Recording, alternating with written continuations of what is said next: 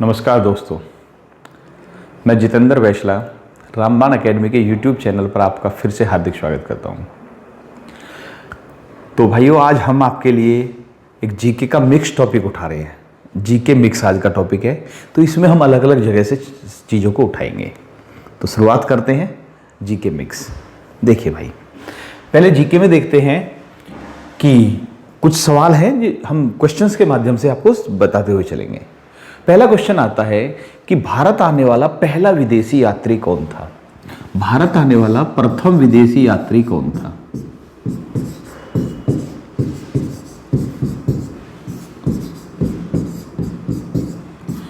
तो जब इसकी बात करते हैं प्रथम विदेशी यात्री की, तो इसका आंसर है मेगास्थनीज।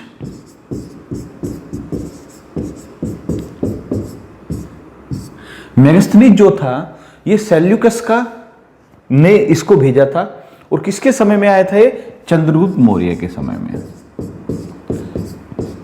चंद्रगुप्त मौर्य के समय में भारत आने वाला पहला विदेशी यात्री मेगास्थनीज था, जिसे सेल्यूकस ने भेजा था और चंद्रगुप्त मौर्य के दरबार में आया था। अगर पहला पूछा जाए कि भारत आने वाला प्रथम चीनी यात्री कौन था, प्रथम चीनी यात्री कौन था, तो यह था फायान। और जो फायान आया था, ये चंद्रगुप्त द्वितीय के दरबार में आया था। ये ध्यान रखना, ये चंद्रगुप्त मौर्य अलग हो गया है, हम यहां पर कहते हैं चंद्रगुप्त द्वितीय, जिसे चंद्रगुप्त विक्रमादित्य भी कहा जाता है। ठीक है, तो भारत आने वाला पहला विदेशी यात्री मेगास्थनीज, भारत आने वाला पहला चीनी यात्री फायान। ये चंद्रगुप्त मौर्य के समय में, चंद्रगुप्त द्वितीय के समय में। थोड़ा और देख लेते हैं। अगर एक और यात्री आता वेनशोंग, तो वेनशोंग जो था, ये किसके दरबार में आया था? किसके समय में भारत आया था? ये आया था हर्षवर्धन के समय में। वेनशोंग हर्षवर्धन के समय में भारत आया था भाई। ठीक है, तो ये कहां का था? ये भी चीनी यात्री था, ये भी चीन का था। तो पहला विदेशी यात्री मेगास्थनीज, प्रथम चीनी यात्री फायान, और वेनशोंग भी एक चीनी यात्री था, लेकिन ये बाद में आया, ये हर्षवर्धन के समय में भारत आया था भाई। एक यात्री और ले लेते हैं हम। एक यात्री था अलबरूनी। अलबरूनी जो था, इसका जन्म, वर्तमान जो स्थान है वो उज्बेकिस्तान में पड़ता है। इसका जन्म स्थान वर्तमान के उज्बेकिस्तान में इसका जन्म स्थान पड़ता है। ये फारसी भाषा का विद्वान था। तो अलबरूनी जो था, वो किसके समय में भारत आया था? ये भारत आया था, सॉरी, किसके साथ आया था? इसमें ये नहीं कहिए कि किसके समय में आया था, किसके साथ आया था? ये आया था महमूद गजनवी के समय में। महमूद गजनी या महमूद गजनवी के साथ ये भारत आया था। अलबरूनी महमूद गजनवी या महमूद गजनी के साथ भारत आया था।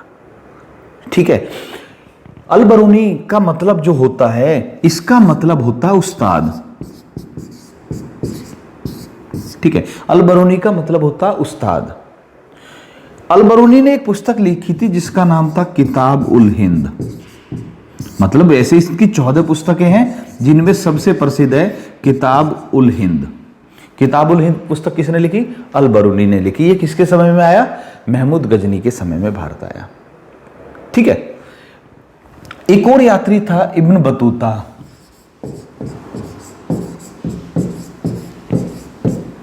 ये मोरक्को देश का यात्री था। मोरक्को।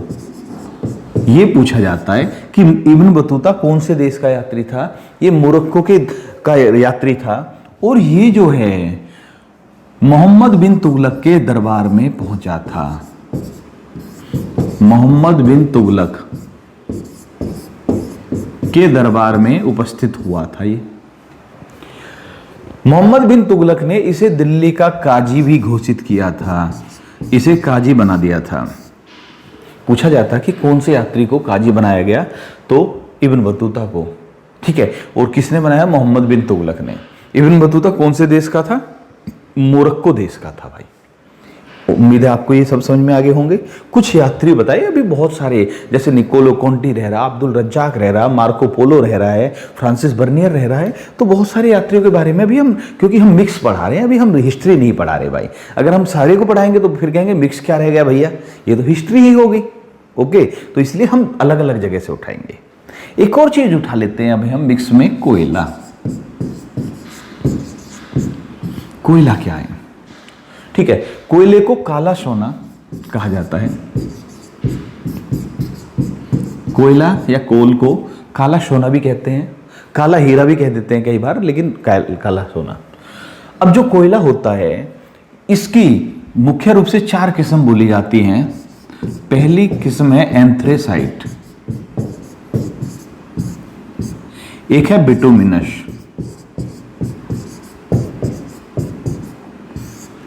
एक है लिग्नाइट और एक है पीट। ठीक है, एंथ्रेसाइट, अगर सबसे बात करें हम एंथ्रेसाइट किस्म की, ये सबसे अच्छी किस्म का सोना होता है, सॉरी कोयला होता है, सबसे अच्छी किस्म। अब ये अच्छा का मतलब क्या है? सबसे अच्छे का मतलब क्या है भाई? सबसे अच्छे का मतलब ये है कि इसमें कार्बन का परसेंट सबसे ज्यादा होता है, इसमें सबसे ज्यादा कार्बन होता है। हम बात एंथ्रेसाइट की कर रहे हैं, सबसे ज्यादा कार्बन पाया जाता है। ठीक है, इसमें ये सबसे अच्छी किस्म का होता है, सबसे ज्यादा कार्बन पाया जाता है इसमें। पीट की बात करते हैं, सबसे कम कार्बन पाया जाता है।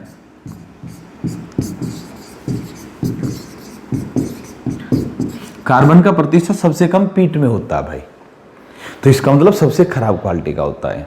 तो जिसमें कार्बन अच्छा होगा उसको जलाते वक्त धुआं कम निकलेगा। ध्यान से सुनना, इसको जलाएंगे तो इसमें धुआं कम निकलेगा, अच्छी जो ऊष्मा है वो जलने पर अच्छी हीट देगा। इसमें धुआं ज्यादा होगा, काम कम करेगा।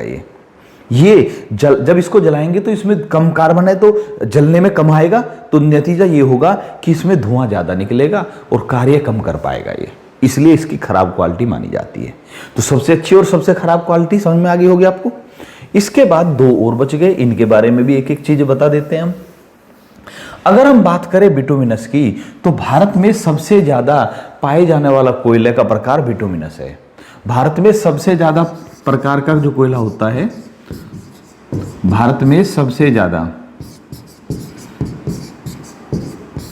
तो भारत में जितना भी कोयला पाया जाता है उसमें सबसे ज्यादा योगदान किसका है? बिटुमिनस का है। 90% से ज्यादा बिटुमिनस ही होता है इंडिया में। ठीक है, फिर आता है लिग्नाइट। लिग्नाइट को भूरा कोयला कहते हैं, ये ध्यान रखना भाई, इसको भूरा कोयला कहा जाता है, लिग्नाइट को। ओके, समझ में आ गया होगा। तो ये भारत में कोयले की किस्म आई, मतलब भारत में नहीं, सॉरी, कोयले की किस्म आ गई। एक बात और भाई, कोयले की बात करें हम तो कोयला जो होता है ये जीवाश्म ईंधन है।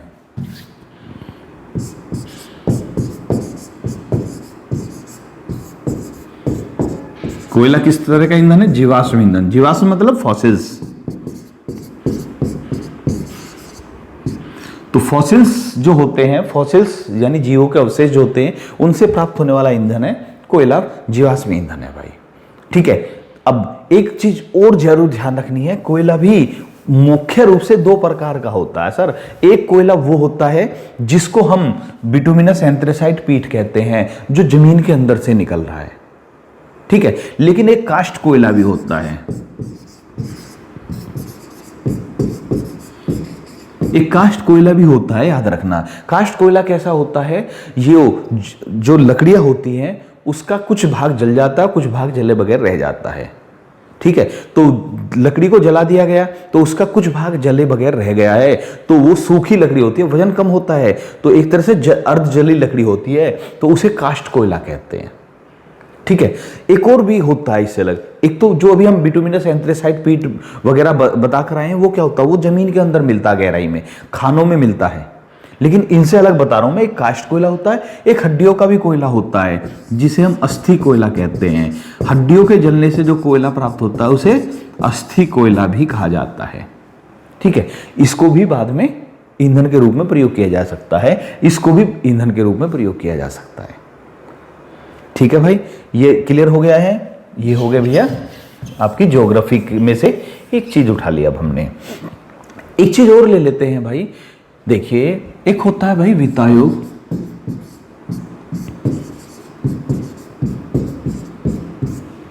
ठीक है, एक है सरकारिया आयोग। मैं ऐसी चीजें पकड़ने की कोशिश कर रहा हूं जो आपको कंफ्यूज करे, और कंफ्यूजन को ही दूर करना हमारा मेन उद्देश्य है। वित्त आयोग और सरकारिया आयोग की बात करते हैं हम।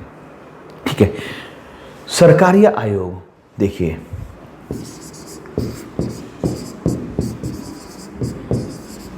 केंद्र और राज्य के बीच संबंध,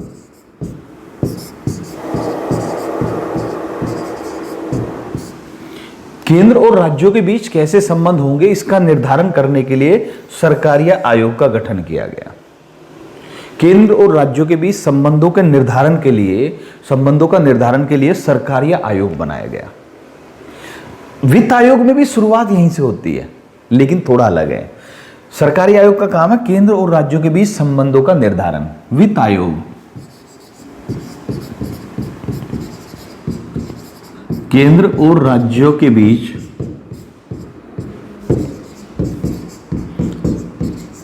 ठीक है, केंद्र और राज्य के बीच संबंध, केंद्र और राज्य के बीच, यहां पर अलग चीज है, राजस्व का बंटवारा, राजस्व का बंटवारा। ठीक है, मतलब यह बताएगा कि केंद्र और राज्यों के बीच में संबंध किस प्रकार निर्धारित होंगे, यह सरकारी आयोग ने बताया। लेकिन वित्त आयोग क्या करता है, केंद्र और राज्यों के बीच राजस्व का बंटवारा करता है। अब ये क्या होता है उसको भी समझ लेते हैं। उम्मीद है ये दोनों का अंतर समझ में आ गया होगा, क्योंकि लैंग्वेज एक सी है, इसलिए कई बार कंफ्यूज कर देता है। जब हम शुरुआत करते हैं तो हमें कंफ्यूज कर देता है। अब सवाल आया राजस्व का बंटवारा। राजस्व, राजस्व का मतलब क्या होता है? देखिए, गवर्नमेंट की तरफ से टैक्स लगाए जाते हैं। टैक्स दो तरह का होता है, ठीक है, क्या बोलते हैं, डायरेक्ट टैक्स और इनडायरेक्ट टैक्स। तो जो टैक्स लगाते हैं और टैक्स से जो पैसा गवर्नमेंट को मिलता है उसे राजस्व कहते हैं। टैक्स लगाने से गवर्नमेंट को जो कमाई हुई है, जो पैसा इकट्ठा हुआ है, उसे राजस्व कहते हैं। अब मान लिया गवर्नमेंट ने टोटल 100 रुपए का राजस्व प्राप्त किया, मान लिया 100 रुपए उसकी कमाई है गवर्नमेंट की टैक्स के द्वारा। अब इस 100 रुपए में से कितना केरल को जाएगा, कितना गुजरात को जाएगा, कितना हिमाचल को जाएगा, कितना महाराष्ट्र के पास जाएगा, और कितना रुपए केंद्र सरकार अपने पास रखेगी, इसका डिसीजन कौन करता है? इसका डिसाइड करता है वित्त आयोग। उम्मीद है आपको समझ में आ गया। उस राजस्व में कितना बंटवारा किस राज्य के पास जाएगा। देखिए, कुछ टैक्स ऐसे होते हैं जो केंद्र और राज्यों दोनों मिलकर लगाते हैं, ठीक है, उसमें से कितना हिस्सा राज्य सरकार का, कितना केंद्र सरकार का रहेगा, वो वित्त आयोग डिसाइड करता है भाई। ठीक है, उम्मीद है आपको समझ में आ गया होगा। राजस्व मतलब जो टैक्स के द्वारा पैसा मिला है उसका बंटवारा केंद्र और राज्यों के बीच करना वित्त आयोग का काम है। ठीक है, वित्त आयोग यानी फाइनेंस कमीशन। वित्त आयोग की स्थापना, वित्त आयोग, अभी मैंने बताया क्या, वित्त आयोग का मतलब है फाइनेंस कमीशन। तो वित्त आयोग की स्थापना 1951 में हुई। प्रथम वित्त आयोग की स्थापना 1951 में हुई, और इसके उस समय इसके अध्यक्ष थे केसी नियोगी। पहले वित्त आयोग के अध्यक्ष कौन थे? केसी नियोगी। ठीक है, केसी नियोगी पहले वित्त आयोग के अध्यक्ष थे। हर 5 साल बाद नया वित्त आयोग का गठन होता है। जैसे अभी है एन के सिंह, नंद किशोर सिंह जो है अभी वर्तमान वित्त आयोग के अध्यक्ष हैं। तो क्लियर हो गया वित्त आयोग का काम, और सरकारी आयोग और वित्त आयोग में अंतर समझ में आ गया होगा आपको। ठीक है भाई, आगे बढ़ते हैं। इसके बाद देखते हैं अभी हम, हाँ जी, एक शब्द आता है, बहुत ही इंपॉर्टेंट शब्द, वृषल।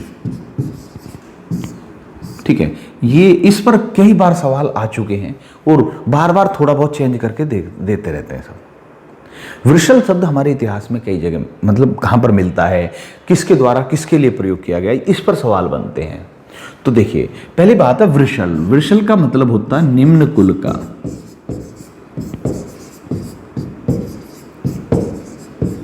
ऐसा व्यक्ति जिसका कुल यानी जिसकी जाति नीची है, तो उस कुल की व्यक्ति को वृषल कहा गया, ऐसा इतिहास में लिखा हुआ। तो पूछा जाता है वृषल शब्द का अर्थ है निम्न कुल का, यानी नीचे कुल का। निम्न मतलब नीचे, लोअर का, लोअर कास्ट भी कह सकते हो, लोअर को कोई भी कह सकते हैं कि जो हमारे किसी लोअर फैमिली से जुड़ा हुआ उसे वृषल कहा जा सकता है। ठीक है, ऐसा इतिहास में भाई। वैसे तो ऊंच और नीच कुछ होता नहीं है, लेकिन जैसा इतिहास है उसके अकॉर्डिंग हमें पढ़ना चाहिए। अब आ जाते हैं निम्न कुल का यानी वृषल। अब बात आती है वृषल शब्द कहां पर प्रयोग हुआ। तो एक पुस्तक है मुद्रा राक्षस। मुद्रा राक्षस पुस्तक में लेखक है विशाखदत्त।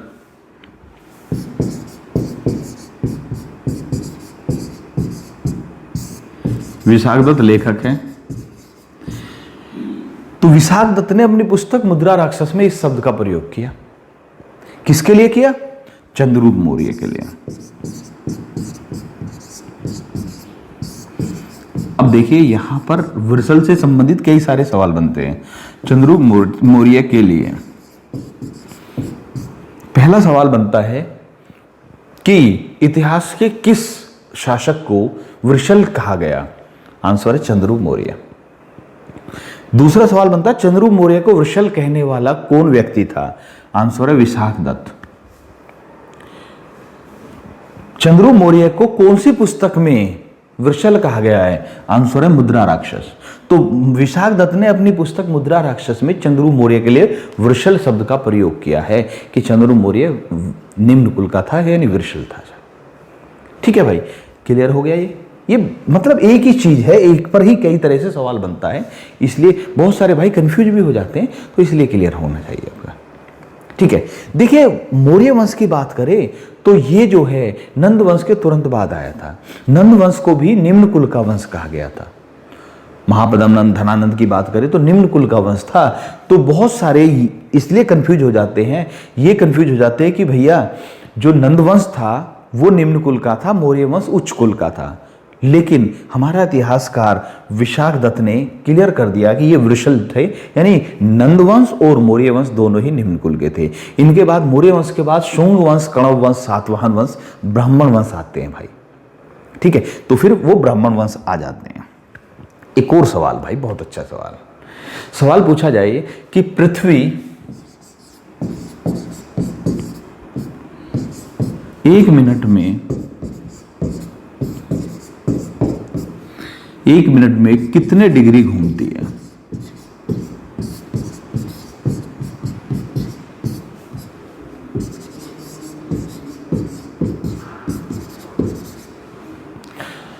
पृथ्वी एक मिनट में कितने डिग्री घूमती है? पहला तो ये, या ऐसा भी हो सकता है कि पृथ्वी एक डिग्री घूमने में कितना समय लेती है?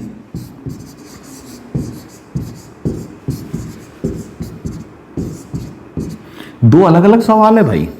पृथ्वी एक मिनट में कितने डिग्री घूमती है और पृथ्वी एक डिग्री घूमने में कितना समय लेती है भाई। अगर ऐसा सवाल आ जाए तो क्या करेंगे? आ जाते हैं भाई।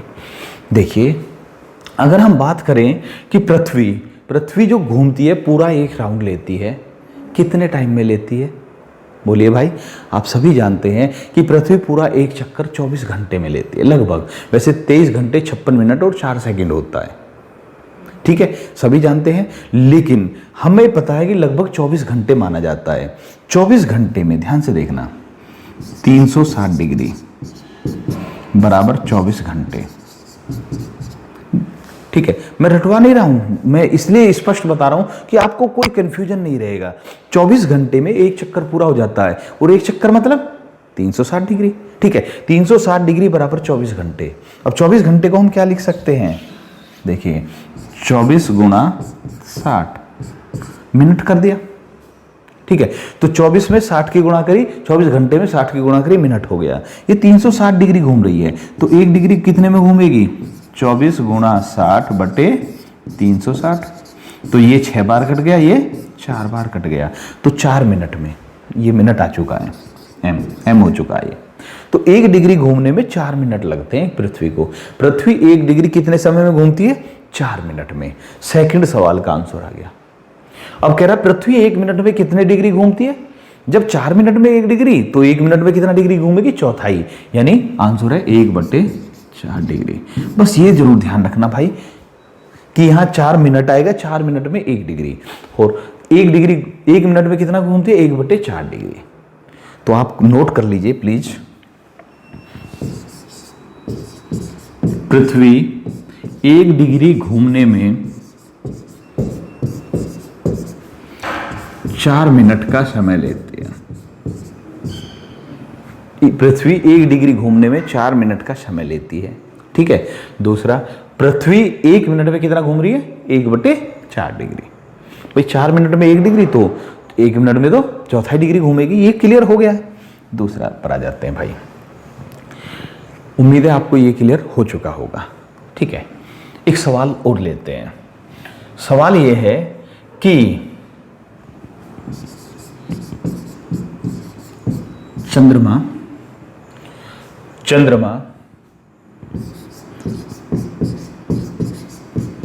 मेरियाना ट्रेंच, चंद्रमा मेरियाना ट्रेंच, और एक ले लेते हैं हम, चलिए हम उसका ले लेते हैं, पृथ्वी पर ही ले लेते हैं। पृथ्वी की सतह है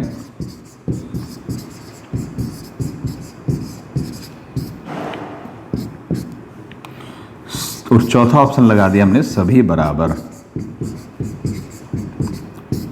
तो इस बार हमने क्वेश्चन से पहले ऑप्शन लिख दिए हैं, ठीक है। तो सवाल क्या है कि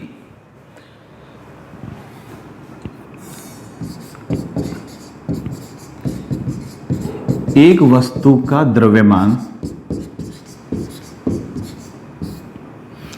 मतलब वॉल्यूम V, ठीक है, V रहता है। एक वस्तु का द्रव्यमान,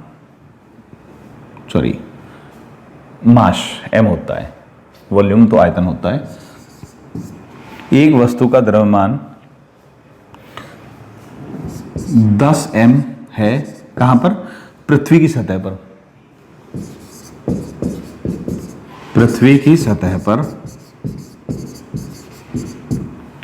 तो आपको यह बताना है एक वस्तु का द्रव्यमान पृथ्वी की सतह पर 10 m है। m का मतलब कोई भी यूनिट है, किलोग्राम मान लीजिए या कोई भी मान लेते हैं, ग्राम मान लीजिए, कुछ भी मान सकते हैं हमने, ठीक है। 10 किलोग्राम मान लेते हैं।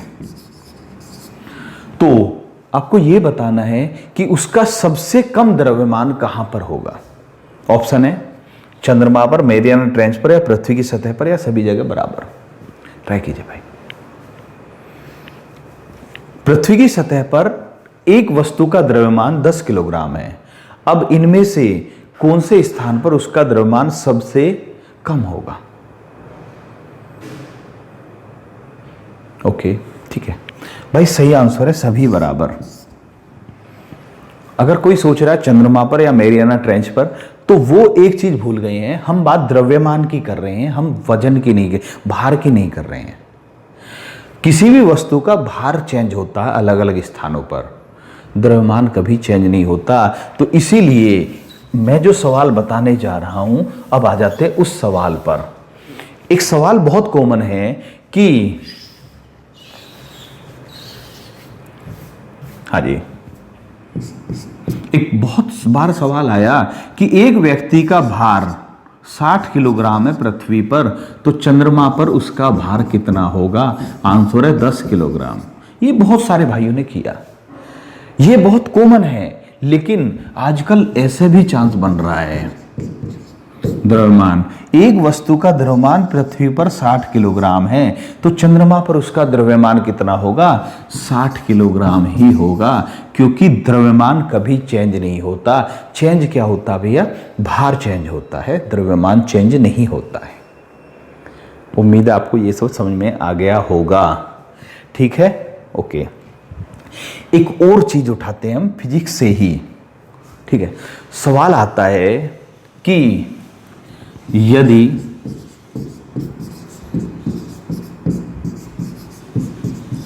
बैरोमीटर का पाठ्यांक पाठ्यांक मतलब रीडिंग, हिंदी में पाठ्यांक बोलते हैं, इंग्लिश में बोलते हैं रीडिंग। यदि बैरोमीटर का पाठ्यांक ऊपर उठ जाए तो ये किसका संकेत है?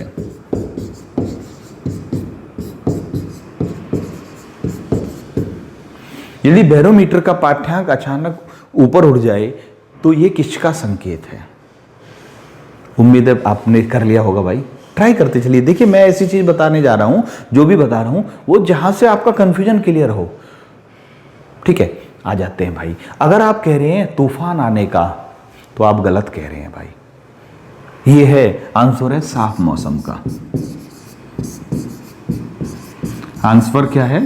साफ मौसम का संकेत है, तूफान आने का संकेत नहीं है। क्यों?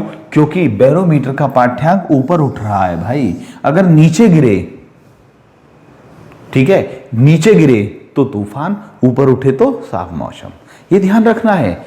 अगर इन चीजों पर ध्यान नहीं रखेंगे, आपने रट रखा है तो गड़बड़ तो होनी ही होनी है ना भाई। और आजकल तो देखिए कंपटीशन कितना बढ़ गया है। आजकल वो जो पुराने टाइप के, पुराने ढर्रे के सवाल थे, उनकी जगह नए सवाल लेने लगे हैं। तो ऐसे सवाल ज्यादा ट्रेंड में है आजकल। एग्जामिनर भी जानता है, बहुत सारे बच्चे चीजों को रट कर छोड़ देते हैं, सिर्फ रट रखा है बस। तो एग्जामिनर उन चीजों को आजकल बहुत गलत करवा रहा है। तो याद रखना, अगर बैरोमीटर का पाठ्यांक ऊपर उठता है तो साफ मौसम, और अगर डाउन जाता है तो तूफान आने का संकेत होता है भाई। उम्मीद है आपको ये बिल्कुल क्लियर हो गया होगा, क्योंकि ऐसी कोई बात नहीं है जो आपकी समझ में ना आए। बिल्कुल आराम से समझ में आ चुका होगा ये भी। इसके बाद एक और देखते हैं भाई। हाँ जी,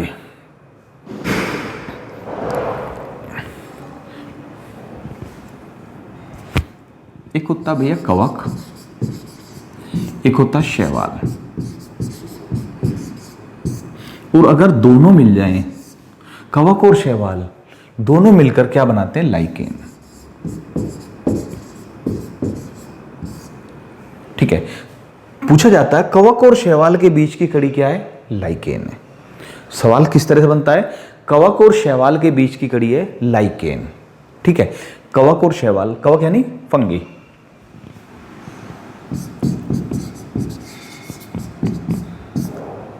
ठीक है, एल्गी, ये एल्गी होता है। कवक और शैवाल के बीच की कड़ी है लाइकेन। पहला सवाल यहां बनता है। दूसरा, सजीव और निर्जीव,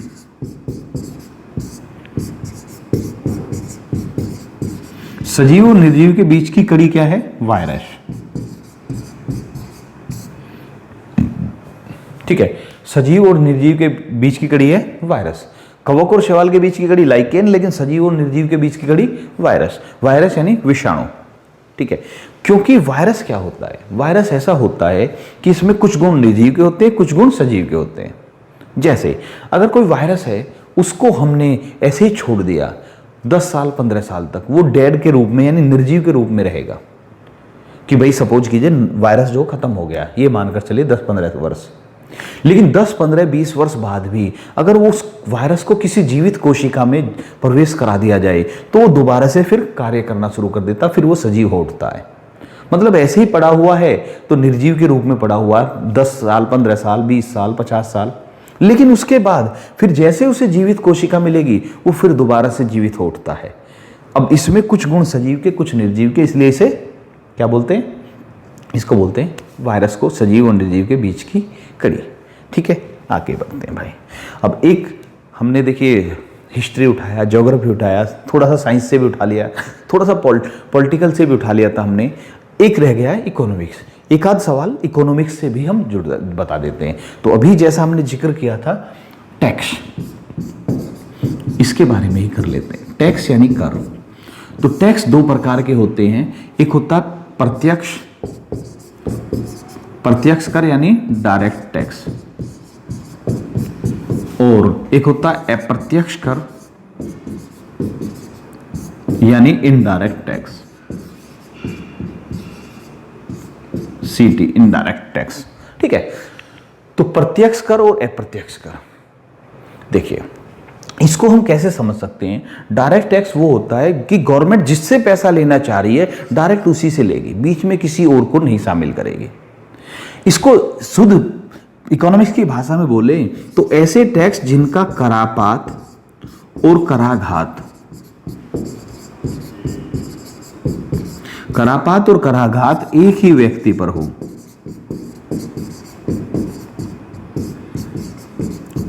जिसका करापात और कराघात एक ही व्यक्ति पर हो वो प्रत्यक्ष कर है। ठीक है, जिसका करापात और कराघात एक ही व्यक्ति पर हो वो प्रत्यक्ष कर है, और जिसका करापात और कराघात अलग अलग व्यक्तियों पर हो वो अप्रत्यक्ष कर है। इसका मतलब समझिए। अभी और भी एक लाइन और बताएंगे हम, पहले करापात और कराघात समझिए क्या होता है। देखिए, जैसे किसी पर लगाया गया टैक्स और उसी ने भुगतान किया तो करापात मतलब प्रत्यक्ष कर है। करापात और कराघात एक ही है। करापात मतलब किस पर लगाया गया, और कराघात मतलब उसको सहन किसने किया, भुगतान किसने किया, आघात किस पर पड़ा। ठीक है, तो वो करापात और कराघात एक ही व्यक्ति पर तो प्रत्यक्ष और अलग अलग व्यक्ति पर तो अप्रत्यक्ष। उदाहरण समझिए भाई। उदाहरण ये है कि सपोज कीजिए इनकम टैक्स है, आयकर है। मान लिया आप गवर्नमेंट सर्वेंट है और गवर्नमेंट सर्वेंट में आपकी तनख्वाह इतनी है कि आपको टैक्स देना पड़ेगा, तो आप पर गवर्नमेंट ने टैक्स लगाया, आप ही देंगे, उसको कोई दूसरा नहीं भुगतान नहीं करेगा। लेकिन अप्रत्यक्ष कर में लगाया किसी पर जाता, भुगतान कोई और करता है। मान लिया जैसे एक पहले हुआ करता था बिक्री कर, बिक्री कर यानी सेल टैक्स।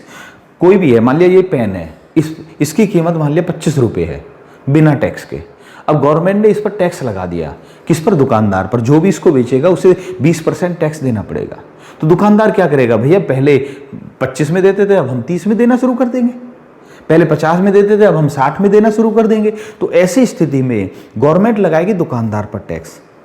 दुकानदार उस वस्तु की कीमत बढ़ा देगा, वस्तु की कीमत बढ़ेगी तो भुगतान कौन करेगा, उपभोक्ता करेगा। तो करापात की लगाया किसी पर, भुगतान किसी और ने किया। करापात और कराघात अलग अलग व्यक्तियों पर होते हैं, इसलिए ये अप्रत्यक्ष कर है। जो डायरेक्ट जिस पर लगाया गया वही भुगतान कर रहा है प्रत्यक्ष, कोई और कर रहा है अप्रत्यक्ष। ठीक है, तो अब समझ में आ गया होगा।